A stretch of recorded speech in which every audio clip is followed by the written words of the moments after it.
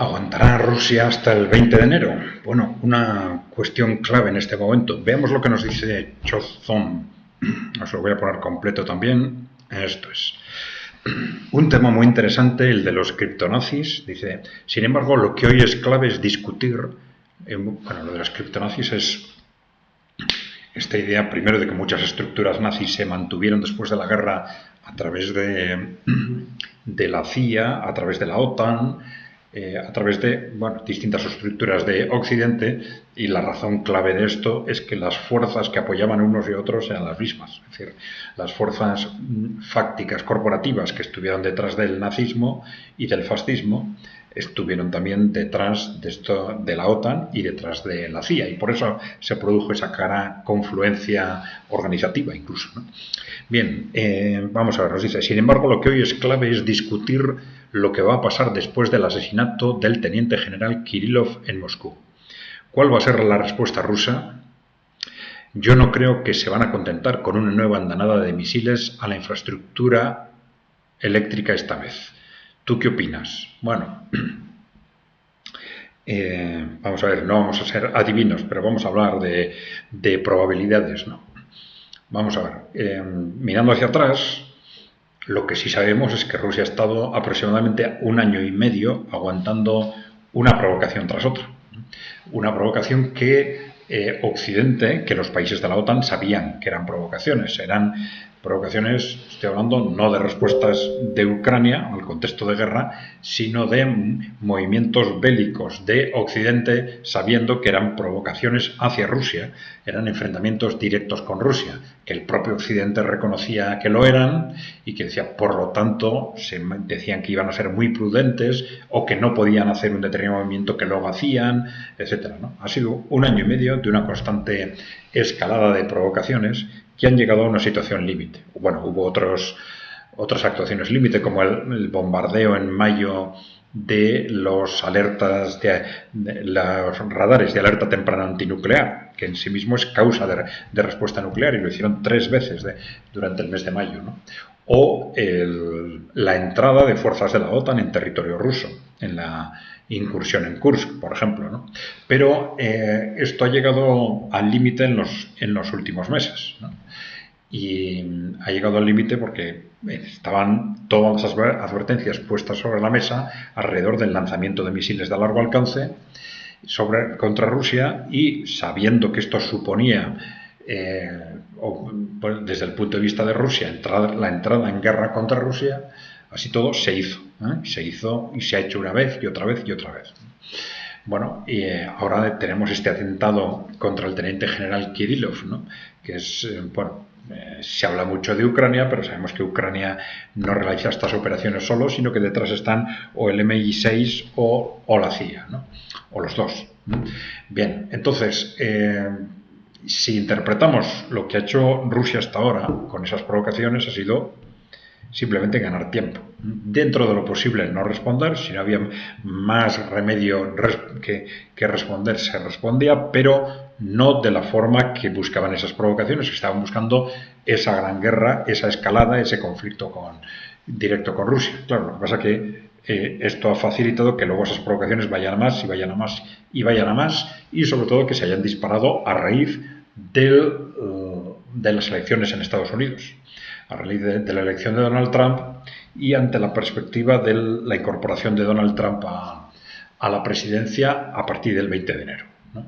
Bueno, entonces todo parece indicar, podemos tener dudas viendo lo que pasó en el primer mandato, pero parece que todo el mundo está dando por supuesto que las políticas internacionales de Estados Unidos, fundamentalmente con respecto a Europa y con respecto a Ucrania, van a cambiar radicalmente a partir del mes de enero, ¿no? Y esta es una de las razones clave para que Rusia aguante, ¿no? Para que Rusia no responda a esas provocaciones, dando a la OTAN un pretexto para generar ese estallido bélico internacional, ¿no? Bueno, la cuestión es, como decimos ahí, ¿va a aguantar Rusia hasta el 20 de enero? Bueno, estas provocaciones están siendo muy fuertes, ¿no? Están el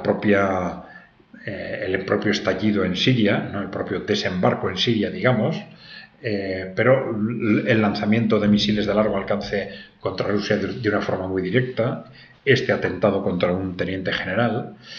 Bueno, vamos a ver, si nos ponemos en el lugar de Rusia y viendo cómo ha actuado hasta ahora, podemos pensar que el que aguante o no hasta el 20 de enero depende de dos factores. Bueno, hay un factor, porque claro, esa paciencia estratégica de Rusia ha estado también relacionada, evidentemente, con el hecho de que Rusia está ganando la guerra, y entonces es a la otra parte la que está interesada en romper el tablero, precisamente porque están perdiendo la guerra, a la OTAN, y no a Rusia. A Rusia no le interesa que se le distraiga de ese objetivo, de ese contexto en el que está ganando. Bueno, esa razón aparente se mantiene, pero eso no sería incompatible con responder intentando, eso sí, no generar esa escalada bélica. Pero claro, en este momento, si hay una razón objetiva mayor, muy importante, para esperar, que es esa expectativa de que a partir del 20 de enero la presidencia de Donald Trump cambie sustancialmente el contexto en Europa, ¿no?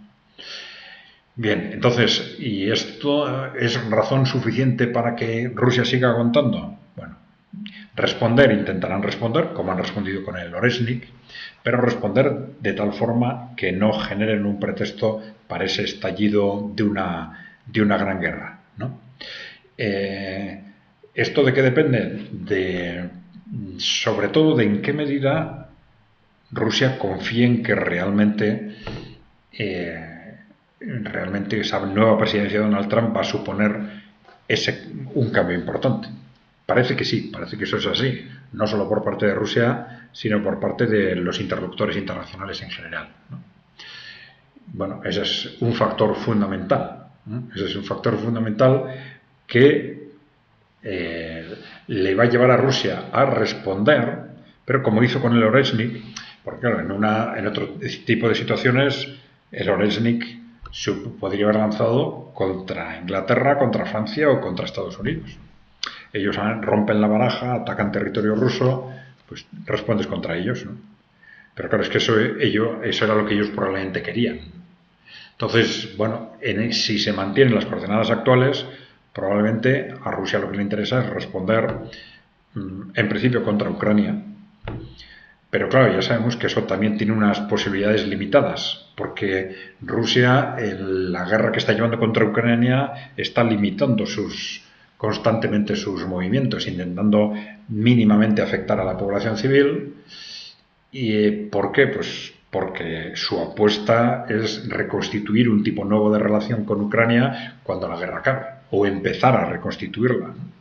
Entonces, no le interesa tampoco, simplemente por hacer una demostración de fuerza, pues, no sé, hacer una demostración en Ucrania que genere, pues, muchas víctimas civiles. No le interesa. Lo ha evitado escrupulosamente durante estos 2 años y no le interesa hacerlo ahora.